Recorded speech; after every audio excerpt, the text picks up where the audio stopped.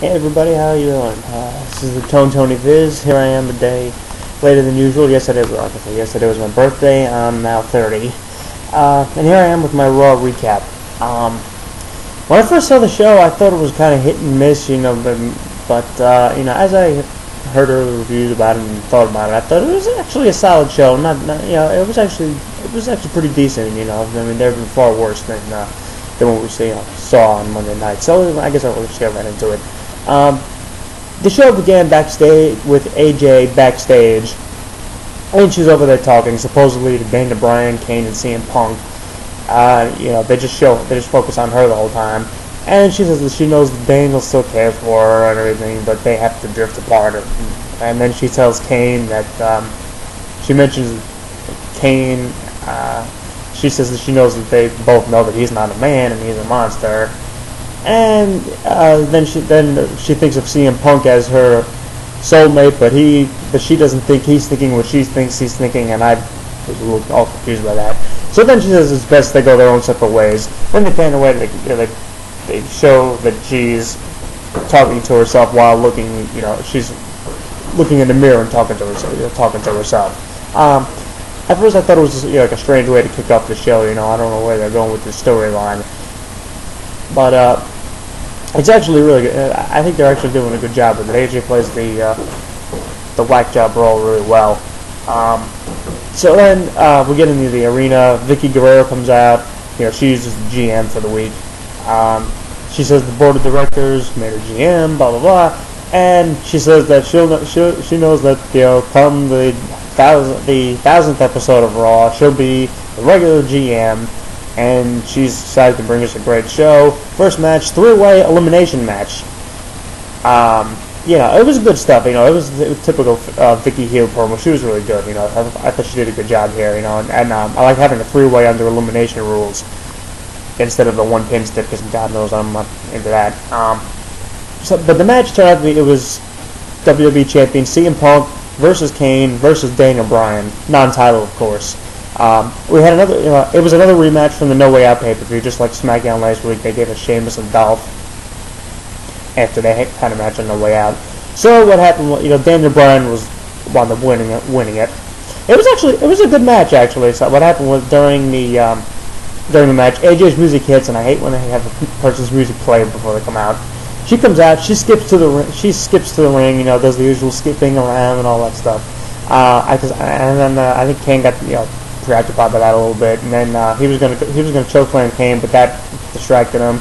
Then Kane got the GTS by Punk. 1, 2, 3. Punk was eliminated. Then right after that happened, Daniel Bryan kicked Punk in the back of the head. 1, 2, 3. Win for Daniel Bryan. Good match, and like I say, the AJ storyline is continuing. AJ is like I said, she's really good with her role, and it's like this storyline is one of the better parts of the company story right now. Then we go to Vickie Guerrero in the GM office, and Ricardo and Alberto Del Rio come in. Ricardo has flowers for Vickie. Alberto tells him to go put them in the vase. And then Del Rio just says, we know that he's the rightful #1 contender. And Ziggler comes in and says that he's the #1 contender. Del Rio had his chance already, so Dolph is saying he deserves another title match. They start going back and forth, and then Vickie just tells them that they'll face each other later in a contract on a pole match. Is Vince Russo booking? And the winner will challenge Sheamus on SmackDown for the belt. So then Ricardo comes back with the flowers in the vase, and then Dolph takes them and was like, oh, and then he just throws them against the wall. I thought it was kind of a corny segment, but it was all right. I've seen worse. Then we get to Brodus Clay versus the Big Show. This was okay for what it was. Big Show, Brodus Clay, two big dudes. But Brodus came out doing his stupid shtick, and it's like, Big Show's the guy who knocked him out, attacked him, and whatever. And and Brodus Clay, it's like you think he want to get revenge on Big Show. Well, he comes out doing the whole pterodactyl crap and everything. It just didn't make any sense. It just didn't make any sense. It was just so stupid. Why in God's name do they feel the need to have this guy do this happy-go-lucky character when he's looking for revenge on a guy who fucking beat the hell out of him? But anyway, So Brodus had his left leg taped up from when Otunga clipped it. Show pretty much worked it over most of the match, and then Brodus went for picked him up for a slam. He fell on the Show's weight. Show got on top of him. 1, 2, 3, the end. Not a bad match. Then they showed a video package of John Cena, granting his 300th Make-A-Wish, which was a nice video. I mean, say what you will about the Cena character, and there'll be plenty to say about it later. But the guy, Cena, the guy is really, the person is really good. I think he's, obviously, to make 300 Make-A-Wishes. I think, my hat goes off to him. It's like he really does a lot of goodwill for the for not just WWE, but even just like he does all this stuff on his own time too. And it's really nice to see that the guy is a genuine guy, and genuinely cares for about what he does and that kind of stuff. So that was a nice video. So then we have a commercial and we get back to the show. They show what happened during the break. Referees and medics or whatever were helping Brodus up the ramp, and then Big Show just came in on camera and punched him out. So then they re-show the Triple H promo from No Way Out where he challenged Brock Lesnar, and they followed that up with the Triple H Paul Heyman promo from last Monday, which was the next night, and then they announced that Brock Lesnar will respond to Triple H's challenge next week. So then AJ's backstage with Kane, and Kane says, it's like she's made him feel things that he never thought were possible, but he says that's not a good thing. He says he's not boyfriend material, he doesn't do relationships, and and he says, he's a monster, he wears he's a monster, he wears a mask, and even he finds her mentally unstable. So then he says that, they should stay away from each other. So he walks off the camera. AJ makes like she's crying or whatever, and then it turns out she's just predictably laughing about it. It was like it was a little weird. Then we get to Santino and Jack Swagger U.S. title. Santino comedy, Cobra on Swagger. Santino gets the 3 count. That's pretty much all there is to that. Then they do this stupid thing backstage where Cena's walking backstage. And he finds a box full with a People Power T-shirt on it, on top of it. And then Zack Ryder comes in, he just throws it out in the trash, and then they fist pump. Lame ass segment. Okay, so then we get to the horrendous John Cena promo of the night. He comes out and he says that over the past month WWE's been turned upside down.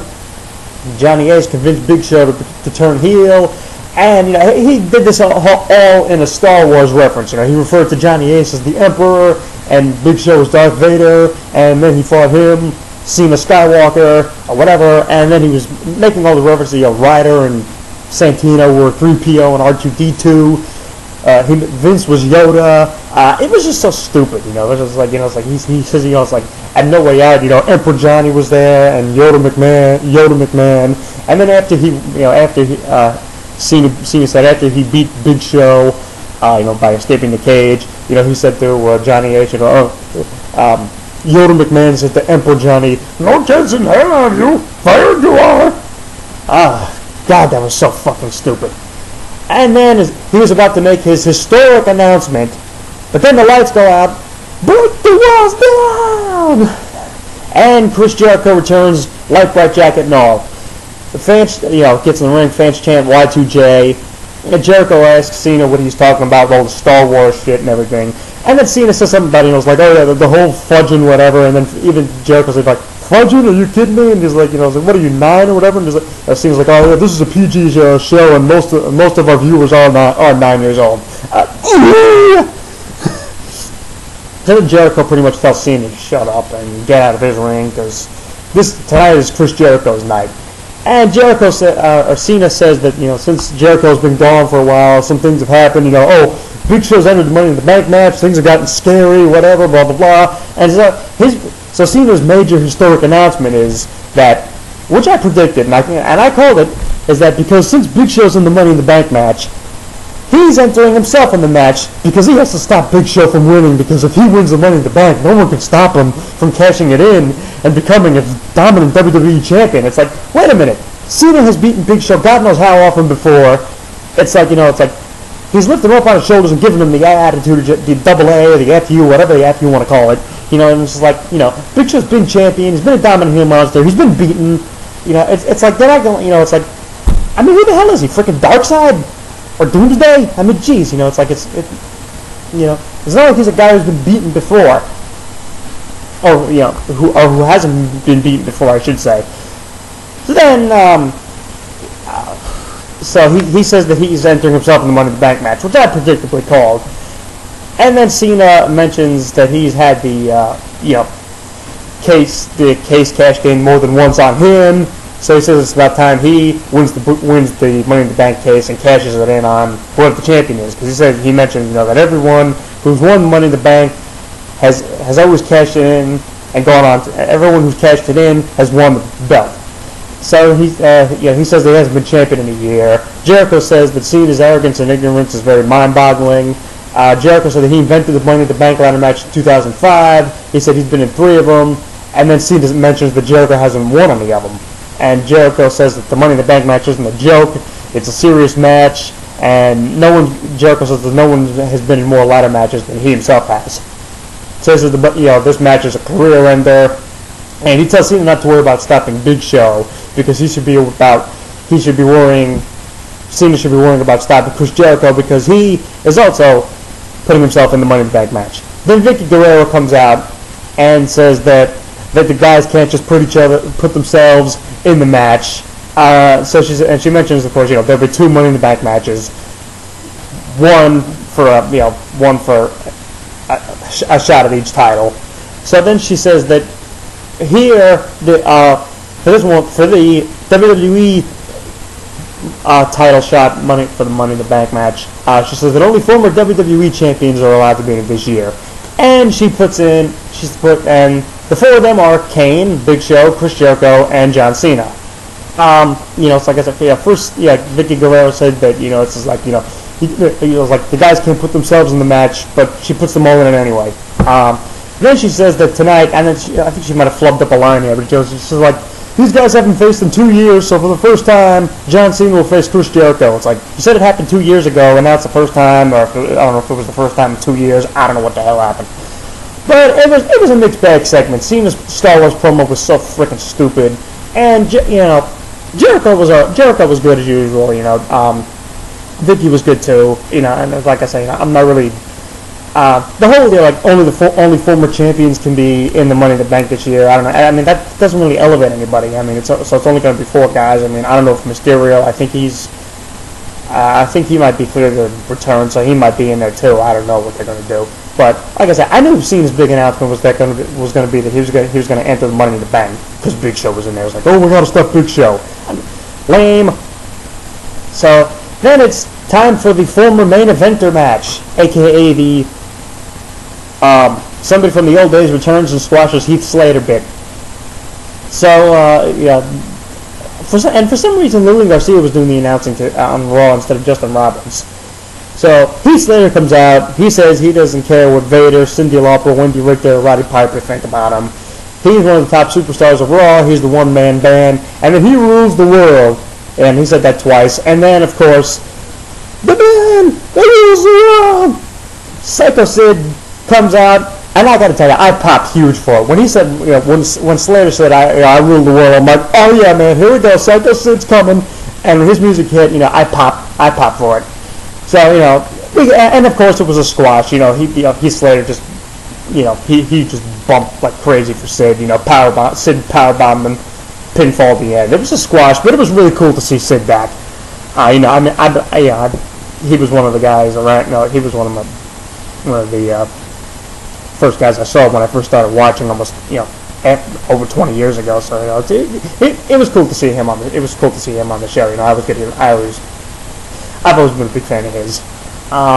So then we get to Dolph Ziggler versus Alberto Del Rio in the contract on a pole match. And my God, was this ridiculous. The match itself wasn't bad, but the pole thing, I mean, it's like every time I see something on a pole, it's like, okay, when the hell did Russo come in and start booking this shit? I mean, it's just like, So what happened was, they're both on the top rope by the pole. Dolph gets the contract, but it falls out of his hands, so he doesn't have possession of it. So then Ricardo comes in to grab it. Dolph kicks it out of Ricardo's hands. It goes to the floor, and it's on the floor. And they're trying to launch at it, jump at it, out of the ring and get the contract. And they're just like pulling each other back in the ring and this and that. And then eventually they fall to the opposite side, across from where the contract is. The contract was on the floor by the announce table, and then they fall in front of the entranceway. Then all of a sudden, Sheamus' music hits. He comes out, and he said that Vicky set up a triple threat match for SmackDown, which made no sense, And then Sheamus says, it's like this. The match isn't about being a show-off or destiny. It's going to be about Sheamus kicking both Dolph and Del Rio's arses on SmackDown. So we have a pole match with no freaking finish, and both guys are going to be in the match anyway. Going to be challenging for the match anyway. And that show was taped. It was taped last night. So what the hell was the point of having this contract on a pole match if there was going to be no finish and both guys were going to be in the match anyway? I thought that was ridiculous. So then they announced at Money in the Bank rematch of a match that I could really see. These guys could have a lot of classic matches together. CM Punk, Daniel Bryan, WWE Championship on the line. All right, I like him. So then CM Punk's backstage on his cell phone or whatever, and he gets off the phone. AJ shows up, covers his eyes. She says, "Guess who?" He says, "King Kong Bundy." I got a kick out of that. And then AJ says, she says the things didn't go too well for Punk before in a three-way elimination match, and she wants to make it up for him. And she says that she's going to dedicate. There's a freaking swimsuit diva battle royal, and she says she's going to dedicate the win to Punk. Punk says, it's like they need to have a serious discussion and talk about what's been going on with them and this and that. And AJ says she's open to taking things to the next level. And then she says, she tells Punk that she's got to go win the Battle Royal next. Decent backstage segment. Like I said, AJ is really good. And CM Punk is good too. I like the way CM Punk his character plays off of hers very well. And I think they're very good together. So AJ and Daniel Bryan are too, for that matter. So then, anyway, we get the meaningless Divas Battle Royal, and what a fucking waste this was. We had in this useless Battle Royal, of course, AJ, Divas Champion Layla. God knows why they had the Divas Champion in there. That shows you what the belt and the champion means. Don't be crap. So AJ, Divas Champ Layla, Natalya, Beth Phoenix, Rosa Mendez, Alicia Fox, Tamina, Maxine, Oksana, Caitlyn. And then, before the thing starts, Vicky Guerrero comes out, and she enters herself into the Battle Royal. And she says the people power is dead, but Vicky power lives. And then she takes off her robe, and she reveals her swimsuit. So we have the Battle Royal. Complete waste of time. It came down to AJ, Layla, and Vicky. AJ eliminated Layla. And then it came down to AJ and Vicky at the end, and Vicky just kind of like crawled out, and AJ just kicked her off the apron. And so AJ predictably won. So it was a waste. It was a wasted segment. And then after AJ won, she did the Daniel Bryan's yes chant. So that's like what I say. It's like AJ won, so that tells you all you need to know about the Divas division right now. It's like doesn't mean anything. AJ is actually the only female in the WWE in the company right now who actually has a storyline. So they're really behind AJ, which I gotta say I'm okay with, because I think she's really good with her character. Playing the wacko. So then we get to main event: Cena versus Jericho. For some reason, Big Show's music played again, and then the guy comes out. I hate when God knows why they play the guy's music when they come out. It's like, how does the music guy know that this guy's coming out? It's like, what's the crying? It's like, hey, play my music, I'm coming out now. So what happened was, Cena won by DQ because Big Show interfered. Jericho had Cena in the Walls of Jericho, Boston Crab, whatever you want to call it. And then Big Show comes in and gives Cena a leg drop on the back of the neck. That led to the DQ. Then then Jericho made it like he was gonna get in Big Show's face about it, but then he just, Big Show, I think, gave Jericho this look or whatever, and he just said, and then Jericho was like, okay, yeah, you do whatever you want with Cena. So Jericho, he walks out, and then Cena gets chokeslammed by the Big Show, and then Big Show locks Cena in the camel clutch, or the colossal clutch as they call it. He had him in that for a bit, and Cena was just unconscious, and he was like turning purple or whatever. And then Show just released the hold of the unconscious Cena, and he just, and Cena laid there unconscious, and Show just went over to the referee, and that was the show. Like I said, when I first saw it, I thought it was a mixed, like a hit and miss show.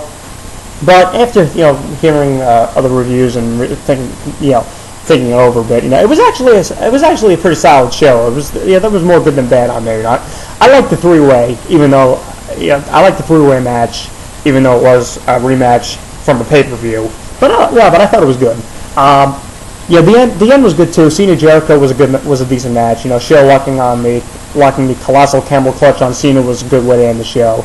And I'm liking the AJ storyline. Her playing the unstable mixed up chick or whatever. Her segments with Kane and Punk were really good. And like I said, she's the only diva right now in WWE who even has a storyline going on at all. That battle royal was pointless. I knew AJ was gonna win. Cena's Star Wars promo was freaking stupid. Jericho's part of the promo was decent. Dolph and Alberto Del Rio, the match was actually good, but it was pointless since they have both guys are going to be challenging anyway, and it's like Vicky told Sheamus that okay, yeah, they're both in the match anyway. Whatever. Santino Swagger comedy. Not much to that. Psycho Sid, of course, coming out was great. It was one of my favorite parts of the show. So overall, I really enjoyed. I thought the show was solid this week. Like I said, it wasn't like really great, like historically great, but it wasn't horrendous either, like what we've seen like what we've seen in the past with the product. So that'll pretty much do it for me right now. You can add me, and I'll go, the whole rigmarole. Before I do that, I'll be back on Friday with my Impact video. You can check out TonyViz.blogspot.com, where I recap all the shows in depth. You can add me as a contact on YouTube. Subscribe to my channel. Make a comment. You can comment on my videos. Comment as you see fit. And that'll pretty much do it for right now. So, I'll be back on Thursday. Like I said, sorry, I'm here again on it's Wednesday because yesterday was my birthday. I turned 30, so but that's. I turned 30, and I had a cool day. So that'll pretty much do it for me right now. So till Friday, when I'm back with my recap of Impact, this is the Tony Viz signing off right now, and I'll talk to y'all on Friday. Take care, everybody. Woo!